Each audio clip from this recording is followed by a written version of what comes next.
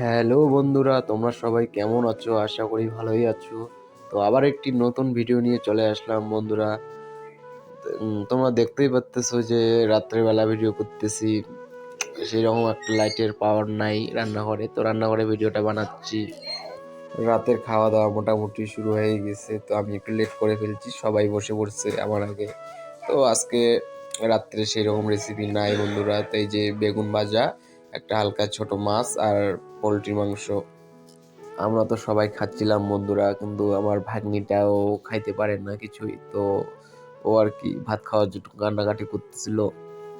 তো এখন মোটামুটি ও খুব ছোট, তো ভাত টাত দেওয়া যাবে না। ও হালকা পাতলা খাবারই খায়, খিচুড়ি খায় আর দুধ টুধ এগুলোই।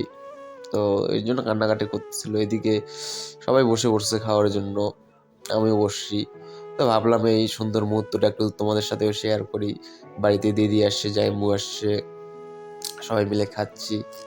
আর হ্যাঁ বন্ধুরা, ভিডিওতে একটা লাইক একটা কমেন্ট তো করতে পারেন। লাইক কমেন্টের জন্য তো কোনো পয়সা লাগে না। তো একটু জানান আমাদের ভিডিওগুলো কেমন হচ্ছে, কেমন বানাচ্ছি। তো এইটুকুই তো আশা আপনাদের কাছে, একটা লাইক করবেন, ফলো করবেন, শেয়ার করবেন। আপনারা সাপোর্ট না করলে কে করবে? আপনাদের জন্যই তো ভিডিওগুলো বানাচ্ছি। হালকা একটু সাপোর্ট করবেন, এইটুকুই তো আশা আপনাদের কাছে বন্ধুরা। তো হ্যাঁ বন্ধুরা, জোর করবো না, যেহেতু ভালো লাগে তবেই লাইক কমেন্ট করবেন।